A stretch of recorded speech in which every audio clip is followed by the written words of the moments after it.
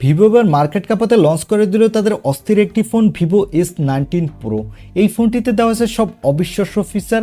এখানে থাকছে flagship chipset, flagship camera, super fast charger, আর ফোনটির ডিজাইন তো এক কথায় অস্থির। আজকের এই ভিডিওতে এই ফোনটি নিয়ে ফুল ডিটেল জানাবো, সাথে জানাবো ফোনটি কবে দেশের মার্কেটে পাওয়া যাবে এবং কত দামে পাওয়া যাবে। চলুন তাহলে আর কথা না বাড়িয়ে সরাসরি চলে যাই মূল ভিডিওতে।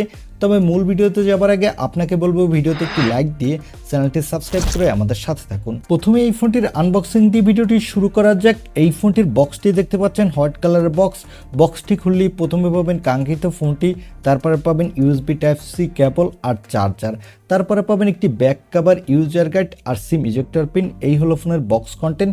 এবারে কথা বলবো এই ফোনটির লুক ও ডিজাইন নিয়ে। এই ফোনটির ব্যাক প্যানেলে দেওয়া হয়েছে গ্লাস, তবে ব্যাক প্যানেলে দেওয়া হয়েছে এক ধরনের টেক্সচার যা দেখতে কিন্তু বেশ ভালো লাগছে। আর এই ফোনটির ব্যাক প্যানেলে পাচ্ছেন ট্রিপল ক্যামেরা সেটআপ। এর বডি ফ্রেমটি অ্যালুমিনিয়াম ফ্রেমের। ফোনটিতে সকল ধরনের পুশ অ্যান্ড বাটন দেওয়া হয়েছে, শুধু 3.5 মিলিমিটার হেডফোন জ্যাক দেওয়া হয়নি। আর ফ্রন্টে পাবেন একটি মিডল পাঞ্চল সেলফি ক্যামেরা। ওভারঅল ফোনটির লুক ও ডিজাইন আমার কাছে বেশ ভালোই লেগেছে।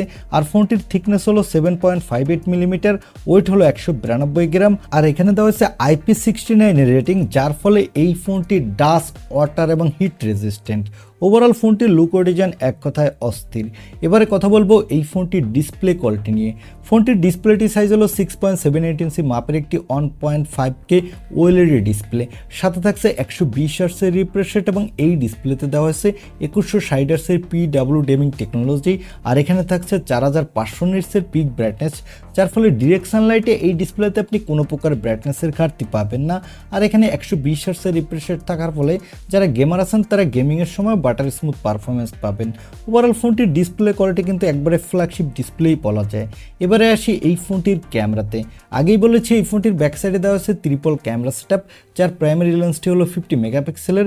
এই সেন্সরটি হলো সোনি IMX921 সেন্সর। এখানে থাকছে ওআইএসএস সাপোর্ট, সাথে পাবেন 8 মেগাপিক্সেলের একটি আল্ট্রাওয়াইড লেন্স।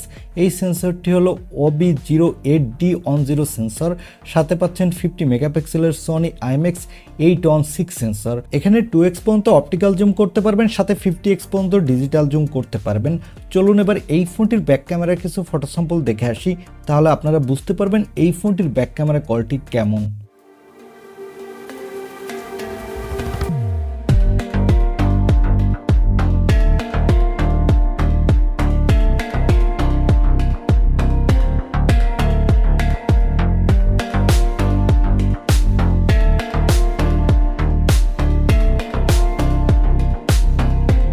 এই ফোনটির ব্যাক ক্যামেরার ফটো স্যাম্পল থেকে আমার কাছে মনে হয়েছে এই ফোনটির ব্যাক ক্যামেরা কোয়ালিটি যথেষ্টই ভালো।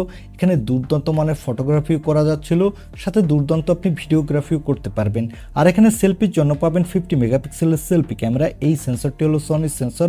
এখানে আপনি 4Kতে ভিডিও রেকর্ড করতে পারবেন, সাথে দুর্দান্ত কোয়ালিটির সেলফি তুলতে পারবেন। এবারে আসি এই ফোনটির অন্যতম হাইলাইটেড অপশন অর্থাৎ পারফরমেন্সে। এই ফোনটিতে পারফরমেন্সের জন্য দেওয়া হয়েছে মিডিয়াটেকের ডায়মেনসিটি 9200+ চিপসেট। এই চিপসেটটি কিন্তু খুবই পাওয়ারফুল একটি চিপসেট।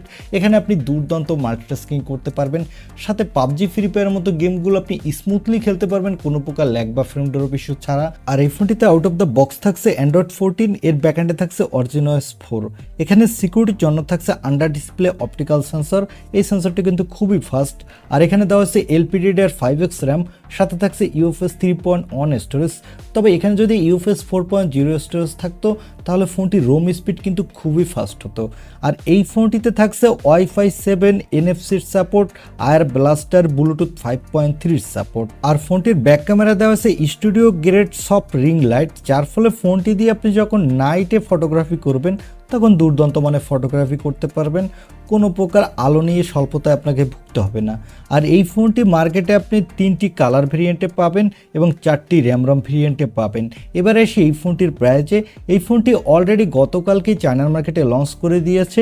এই ফোনটির বেস ভেরিয়েন্ট অর্থাৎ 8/256GB ভেরিয়েন্টের দাম রাখা হয়েছে চাইনিজ টাকায় 3299 ইউয়ান, এবং এর 12/256GB ভেরিয়েন্টের দাম রাখা হয়েছে 3499 ইউয়ান, এবং এর 12/512GB ভেরিয়েন্টের দাম রাখা হয়েছে 3700 1799 আর 16/512 ভেরিয়েন্টের দাম রাখা হয়েছে 3999 তবে এই ফোনগুলো বাংলাদেশে আসলে এর দাম কিছুটা বাড়তি হবে, কারণ আমরা সবসময় দেখি বাংলাদেশে আনঅফিসিয়াল মার্কেটে ফোনগুলোর দাম কিছুটা বেশি হয়ে থাকে, আর অফিসিয়াল লঞ্চ হতে হতে অনেকটাই লেট হবে। অফিসিয়ালি এই ফোনটি বাংলাদেশের মার্কেটে অক্টোবর-নভেম্বর মাসের দিকে লঞ্চ হবে। এই ফোনটির বেস ভেরিয়েন্টটির দাম রাখা হয়েছে বাংলাদেশি টাকায় কনভার্ট করলে দাঁড়ায় 53,500 টাকা।